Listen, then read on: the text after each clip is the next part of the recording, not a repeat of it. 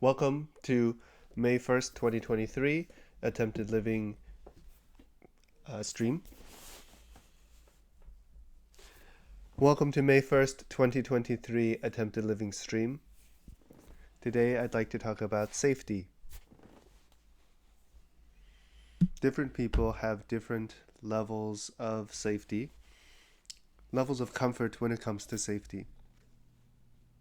Something that I've learned is that if you experience more danger, then you become desensitized to danger, and this not only causes problems for you personally, where you might allow yourself to get into situations that you otherwise should not have gotten into, but it also makes friendships and relationships difficult because you may not be aware that the person you are with feels danger because you don't feel danger.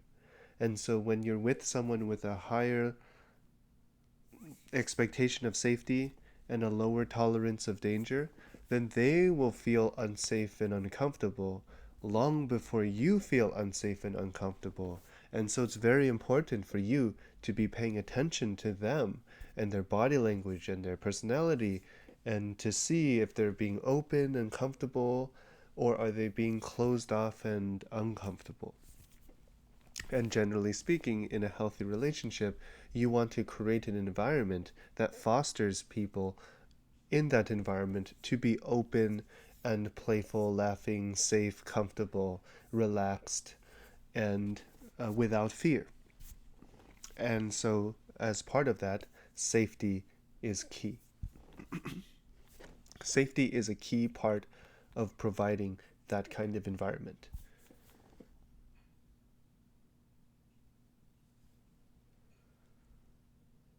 So, safety is the theme of today's talk.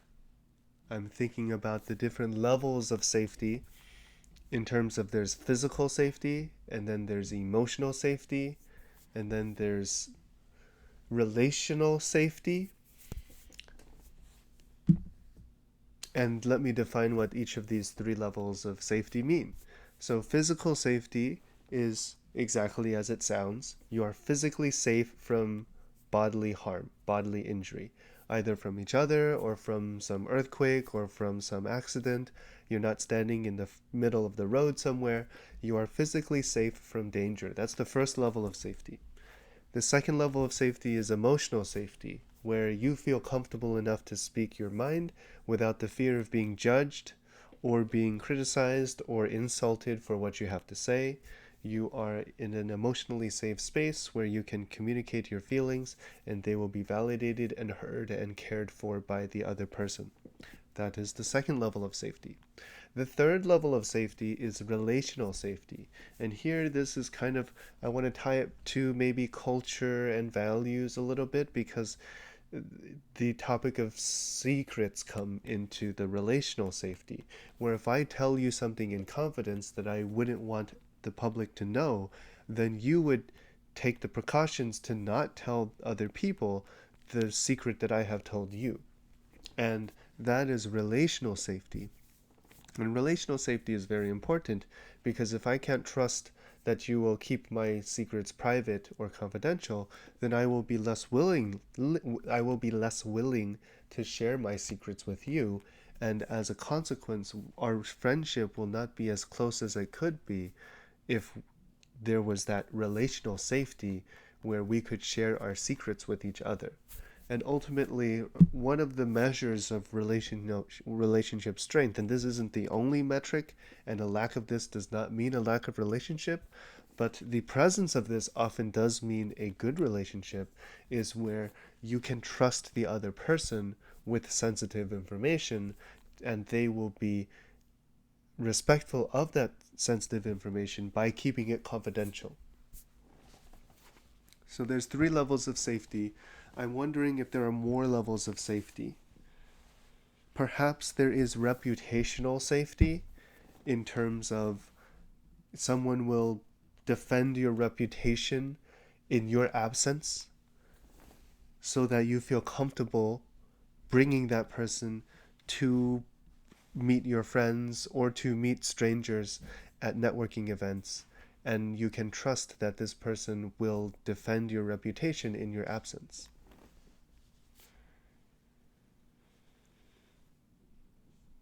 What other measures of safety are there?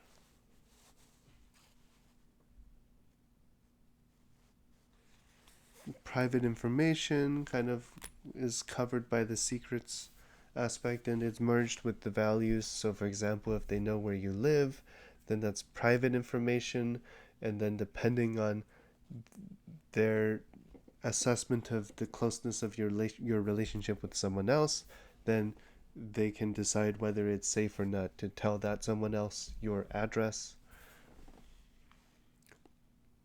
For example, if you had invited them both to a party at your place, then the person with the address would know that they have the permission to tell the other person your address. Whereas if that other person was not invited to the party at your residence and that person asked your friend for your address, that friend in a privacy safe relationship would not disclose your address without asking for your permission explicitly first. And so a lot of safety has to do with boundaries. There's the physical boundaries of physical safety, there's the emotional boundaries of emotional safety, there's the relational boundaries of relational safety, there's the which is centered around trust, and then there's the reputation, which is again centered around career and trust. It's all around boundaries. So boundaries seem to be the core of safety, and the lack of boundaries creates a lack of safety because you don't know when someone might cross your boundary, since there is no boundary. So the people around you may be anywhere in terms of physically harming you or emotionally harming you or relationally harming you, and etc. So that's why it's important to set boundaries, to give you the safety of knowing that you will not be disturbed past a certain point. Interesting. Interesting. The establishment and communication and enforcement of boundaries, therefore, are the three critical skill sets of someone who wants to create safety for themselves and the people that they are with.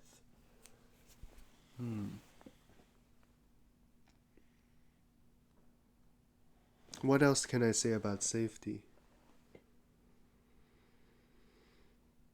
Yeah, communication is the key starting point. If the boundary is not communicated, then it should be no surprise that people can't read your mind and maintain the boundary. So it has to be communicated. It also has to be easily understood and easily remembered, so that when they face the boundary, they know, oh, wait, this is something that they can't cross. For example, having a door in your room kind of sets a reminder for people trying to enter your room that there is a boundary here. If you were to remove the door and just have an empty gap in the wall, then it would be easy for people to forget that perhaps this is a boundary. So setting things in place where you expect to hold boundaries is a good way to help other people remember that you have a boundary, because it is to your advantage to help people remember your boundaries.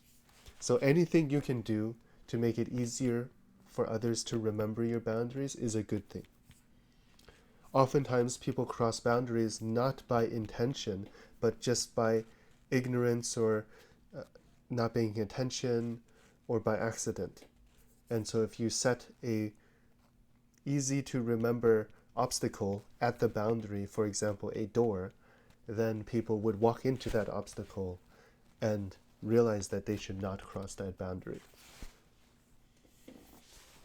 I guess I kind of want to brainstorm more boundaries then. So physical boundaries I have thought of are the door to your room, Then there's also the door to your car. You can lock the car doors when you're out and about.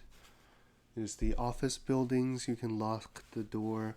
There's the bathroom. You can lock the door. So locks and keys are core tools for physical safety and boundaries and security. And so, again, physical safety. What about emotional safety? How would you set a boundary and make it easy to remember that there's an emotional boundary?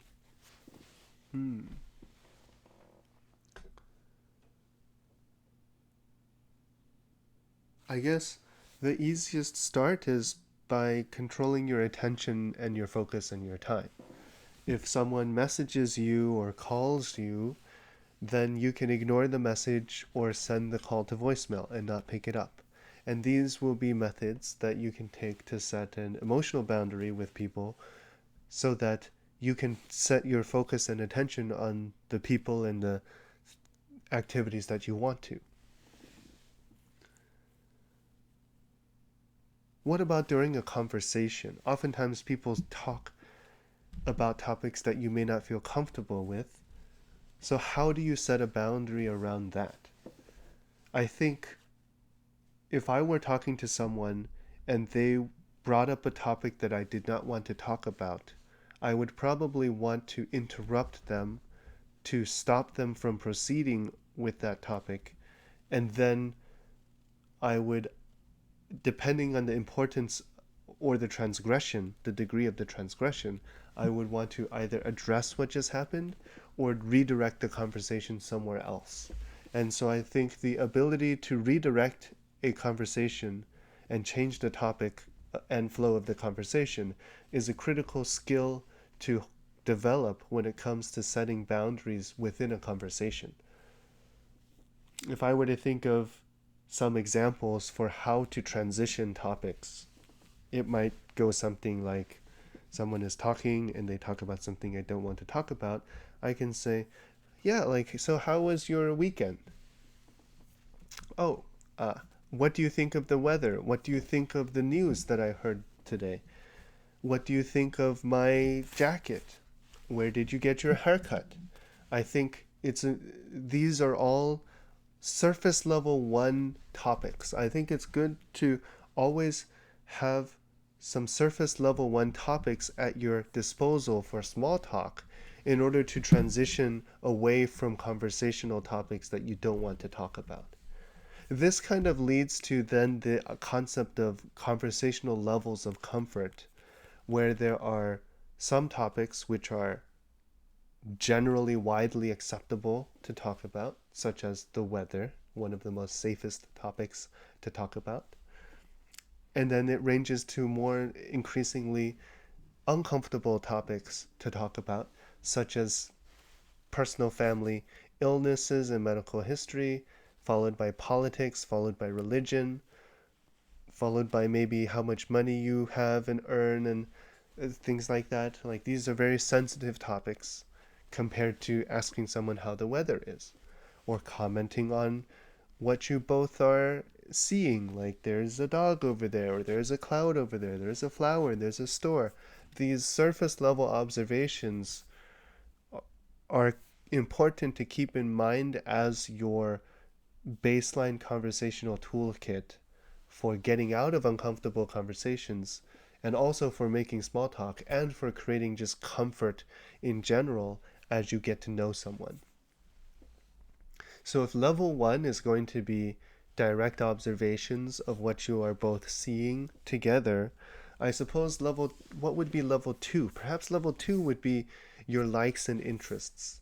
What kind of food do you like? What kind of sports do you like? What kind of shows do you like? This would be level two because now you're sharing a little bit personal information.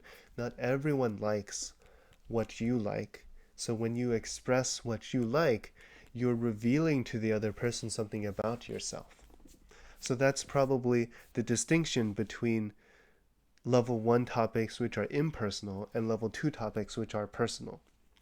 If we stick to level one topics, we can discuss science, we can teach each other facts that we know and talk about different topics of interest, like history, like art.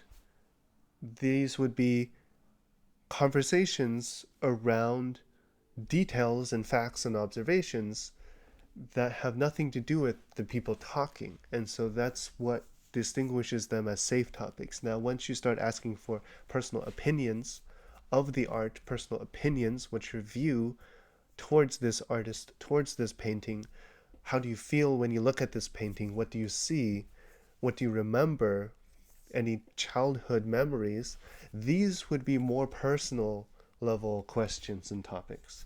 And so I think that if you were to go into childhood, that's probably a level 3 or higher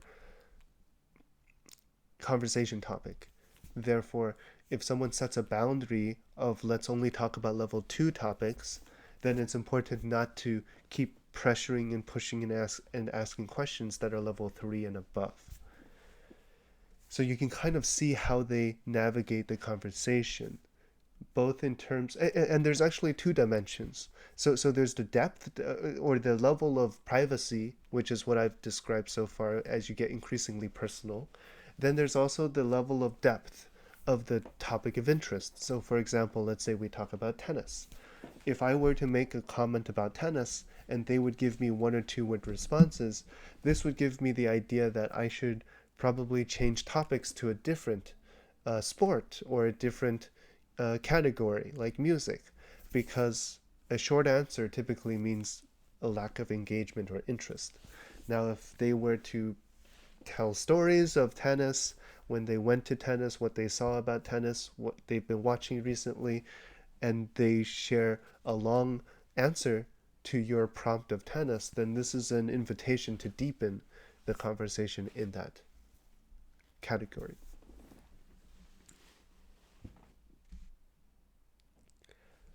I hope you found this helpful for both safety reasons and for conversational safety and understanding reasons.